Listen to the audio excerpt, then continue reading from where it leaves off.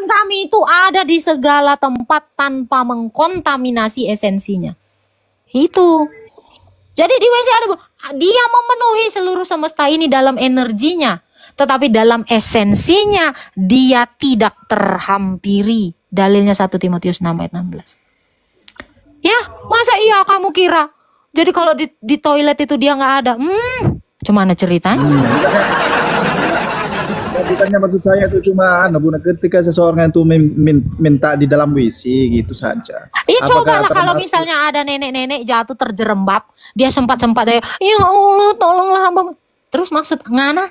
Hah? Kemana itu? Kok tega? Kan? Ya. Muslim magang, aku dulu nanya sama kau ya, boleh? Boleh. Kenapa kau tiru-tiru aku Kristen magang terus tiba-tiba kau jadi Muslim magang gara-gara kau sering di roomku? Gak pernah ngikutin. Kenapa kau ikut-ikutin? Gak pernah ngikut. Alah, kau sering kali kau. Gak ada Muslim magang sampai aku menciptakan nama Kristen magang. Jujur kau. Kau terinspirasi kan? Iya, saya ngepes Bunda. Ngepes? Oh? Iya. Itu penyakitnya tikus loh, pes. Hah? Bunda lah idola. Aku nggak pernah ikut idol, nggak mungkin aku jadi idolamu. Kenapa? Kok masih magang emang Muslimnya? Enggak. Terus kenapa namamu Muslim magang? Ngikut doang. Oke. Berarti udah Muslim tulen? Muslim ya, Muslim, saya Muslim. Tulen nggak? Tulen itu apa? Tulen itu murni. Ya. Berarti kamu sudah masuk dalam ajaran Islam secara penuh? Iya, dari lahir.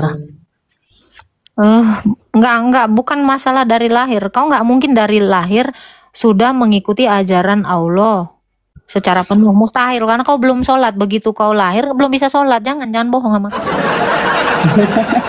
jangan kau bilang dari lahir kau. Ya kali kau udah berzikir kau begitu lahir, kan? Jangan gitu. Kita kritis saja. Apa yang mau kamu tanya? Enggak, udah tadi.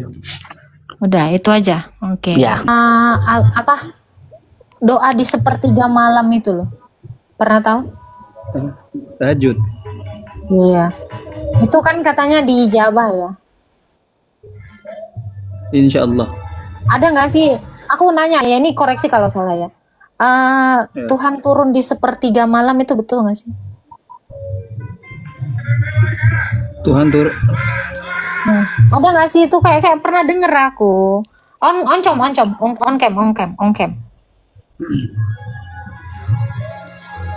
Iya, kalau ceritanya itu seperti itu, Bunda. Sepertiga malam itu jam berapa? Ke bawah jam 12, jam Nih ya. 2. Aku ini ya, dengarkan ya. Ini narasi dari itu ya. Dalam Islam, terdapat kepercayaan bahwa Allah SWT turun ke langit dunia di sepertiga malam terakhir. Waktu ini dianggap istimewa. Tuh, benar gak sih itu? Ya betul. Dalam Islam terdapat kepercayaan bahwa Allah turun ke langit dunia di sepertiga malam terakhir. Setelah turun dia naik lagi nggak? Artinya gini, Bun. Artinya ketika seseorang itu bertahajud di sepertiga malam itu Tuhan itu mendengarkan apa yang Tahajud jam berapa? Tahajud itu dari jam berapa? Tahajud dari jam 12 ke bawah, dini hari. Oke. Dari Kalau jam 2. Kalau sepertiga malam itu? Jam 2, jam 3 itu, Bun. Yang penting itu tidak sebelum sholat subuh. Gitu. Berarti bukan jam 12 ya? Ke bawah jam 12, yang penting yang dikatakan orang bertahajud itu ketika seseorang itu tertidur lalu bangun dari lebih dari jam 12 itu termasuk orang yang bertahajud gitu. Nah, ini katanya benar Tuhan itu turun ke langit dunia. Kalau masalah turun atau tidaknya itu wallahu alam, itu hanya Tuhan yang tahu. Yang penting ketika seseorang itu bertahajud, Allah itu mendengarkan apa yang kita minta. Oke, kalau dia dikatakan turun nih ya, kalau dia dikatakan turun ke langit dunia. Jadi kalau ada 10 orang yang tahajud, cemana itu Bang? Turun ke langit. Iya, ini kan misal ada yang jam 10 nih ya, jam 2 nih, sholat kan, dia turun kan katamu tadi kan, set, naik dia habis itu naik, terus Itu kan tiba-tiba 2:30 ada lagi, turun lagi nggak sih? Gimana maksudnya? Itu kan dari bahasanya turun itu. Ah, turun nungguin gitu, nungguin semua orang gitu, gimana? Kalau bahasa saya itu Tuhan akan mengabulkan, akan mendengarkan ketika seseorang itu bersejadah ataupun bertahajud kepada Sang Penciptanya.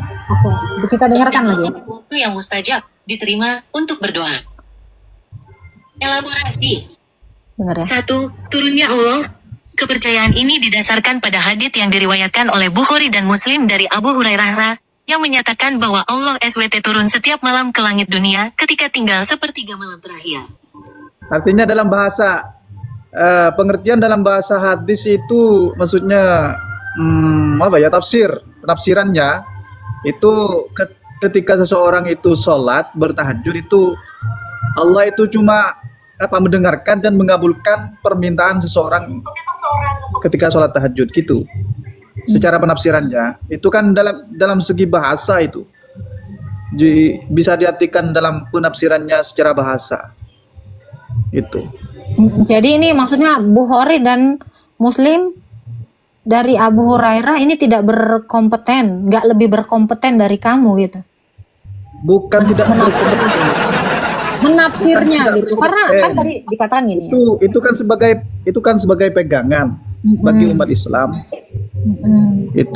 Itu kan dalam segi bahasanya saja itu bisa ditafsirkan dalam artian Allah itu mengabulkan seseorang ketika seseorang itu sholat di tengah malam ataupun bertahajud. Jadi itu kan ini kata kamu tadi apa? Mengabulkan doanya gitu kan? Iya. Berarti kalau nggak tahajud nggak dikabulin kah doanya atau gimana? Lebih afdal gitu Bun. Bukannya tidak diterima sih ketika seseorang itu bangun tengah Saya malam. nggak nanya diterima, dikabulkan. Ini kan tadi kan penjelasan kamu adalah bukan Tuhannya turun gitu secara letterlek gitu kan. Maksud kamu adalah doanya dikabulkan kan gitu tadi kan jawabanmu kan. Iya. Jadi kalau tidak pas di sepertiga malam yang berdoa, ini tidak dikabulkan atau gimana gitu? Maksudnya ini kan lebih afdal, lebih utama. Iya, lebih utama. Berarti ada waktu-waktu tertentu yang nggak utama gitu. Berarti dia kayak mendegradasi waktu itu gitu. Jadi ada puncaknya gitu. Atau gimana? Itu kan. Jadi kalau nggak di jamnya itu nggak lebih abdol gitu. Lalu bagaimana dengan orang yang sambil sholat berdoa? Mungkin dia sholat maghrib, mungkin dia sholat subuh, mungkin dia sholat duha. Apakah ini tidak abdol? Memang itu semuanya juga afdal, apalagi ini sholat duha dan tahajud. Tapi kan itu kan lebih afdalnya ketika seseorang sebagai orang muslim itu untuk meminta kepada Sang Penciptanya itu di sepertiga malam itu. Lebih afdalnya itu. Afdal itu apa sih? Lebih utama. Ya, berarti ada waktu-waktu yang tidak utama kan? Ada waktu-waktu yang tertentu.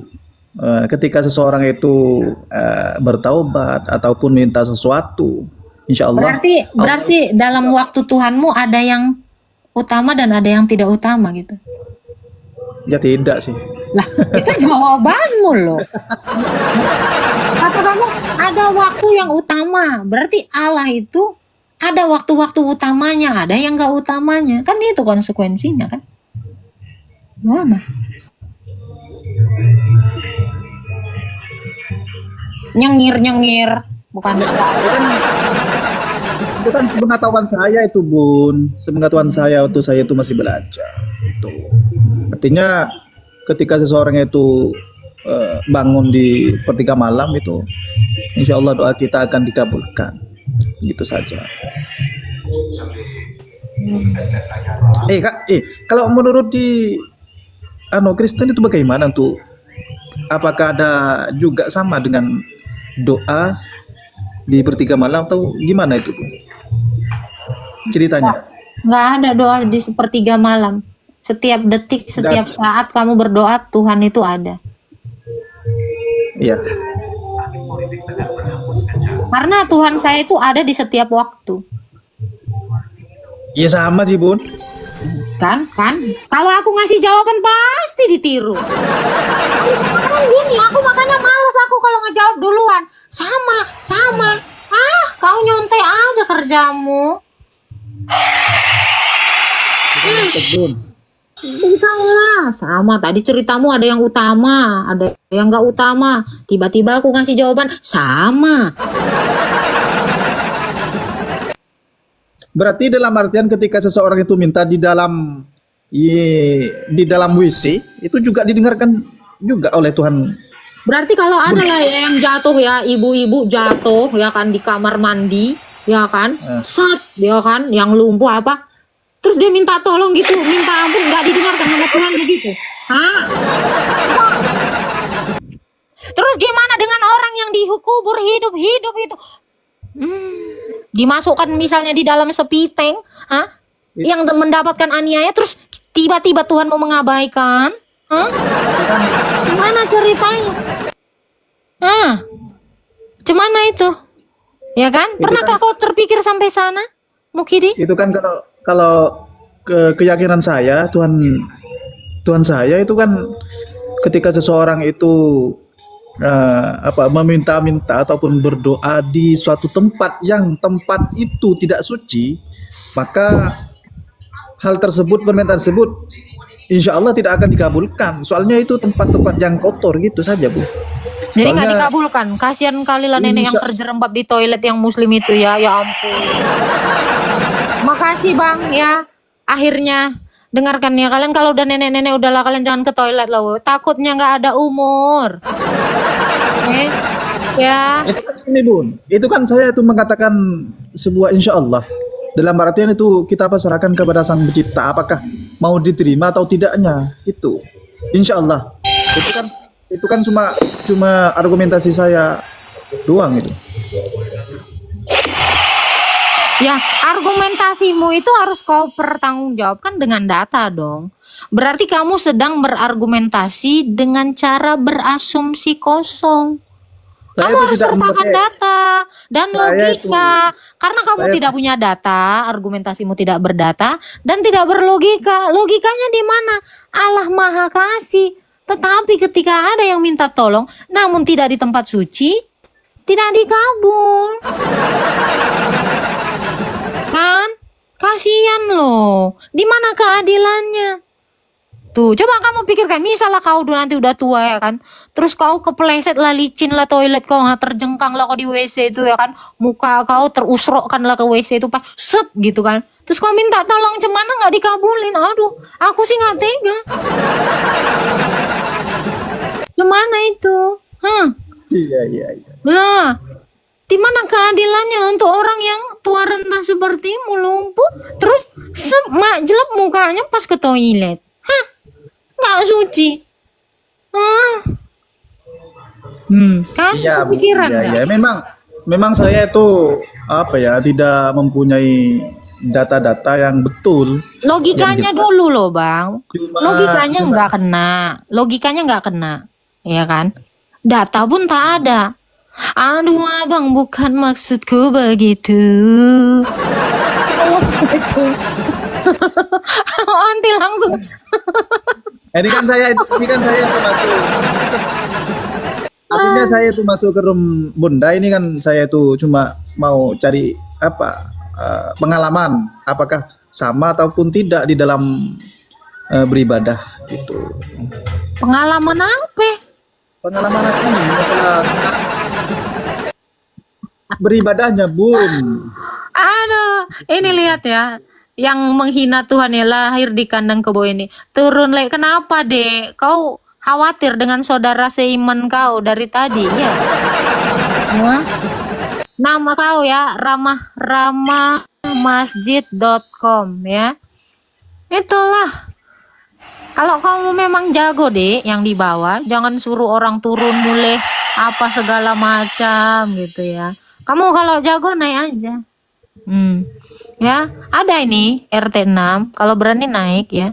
Dia nama akunnya dan gambar profilnya ini menghina gitu. Disuruh Kamu naik cuma aja, Bu. bisa di bawah, Dek.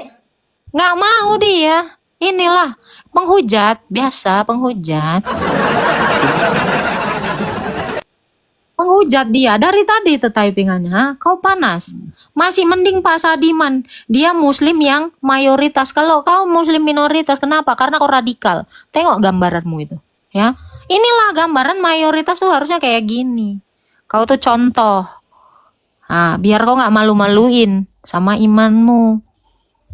Kamu itu minoritas ya, yang radikal itu minoritas di Indonesia. Bukan mayoritas kamu. Karena mayoritas orang muslim di Indonesia itu baik-baik. Bukan kayak kau. Ya. Udah, cabut kau dari sini. Kalau berani kau naik kau.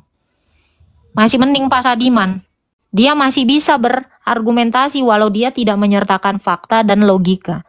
Kamu cuman bisa mengkritik Pak Sadiman. Kau lebih rendah dari Pak Sadiman, Dek. Level kau di bawah. Tuh.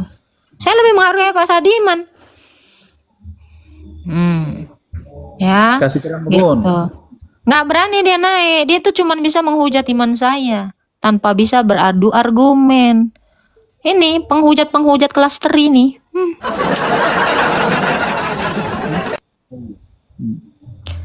Itu Bapak ini aja mengucapkan salam masih ku jawab salamnya. Kalau dia ini gue nggak yakin sih. Ditanya apa nanti udah ngamuk-ngamuk dia ini ke atas. Nah gitu ya, insaflah. Kamu ingat dulu berapa banyak ada golongan di dalam imanmu ya. Insaf ya. Sesama Kristen masih saling. Ini dia bilang sesama Kristen masih silang pendapat mana Tuhan yang benar ya. Kamu benerin dulu Dek. Kaca ke dirimu sendiri ya. Jangan. Kamu jadi 70 berapa golongan, insaflah. Nah ya, Sul. Santai Sul, di sini bukan orang nggak berpengetahuan Sul. Jadi kalau kamu bernarasi seperti itu, saya bisa balikkan ke kamu. Ya, orang-orang yang di sini buka room di sini, ini bukan orang-orang yang tidak tahu apapun. Ya, jangan menganggap remeh room orang Kristen. Oke, gitu. Thank you ya Pak Sadiman ya. Tuhan memberkati. Iya, Bun.